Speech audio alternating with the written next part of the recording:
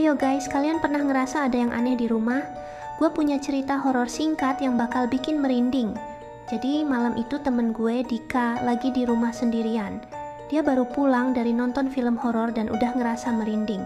Tiba-tiba dari dalam lemari dia dengar suara bisikan. Dika, Dika. Dia langsung nge-freeze guys. Siapa itu? Dia tanya sambil pelan-pelan mendekati lemari. Begitu dia buka pintunya, ternyata kosong. Tapi pas dia mau mundur, tiba-tiba ada yang pegang bahunya dari belakang. Dika langsung teriak dan lari keluar kamar. Dia bilang, gue gak mau denger suara itu lagi. Nah guys, itu dia cerita horor singkat dari Dika. Kalau kalian punya pengalaman seram, share di komentar ya. Jangan lupa like dan subscribe buat cerita-cerita horor lainnya. Sampai jumpa.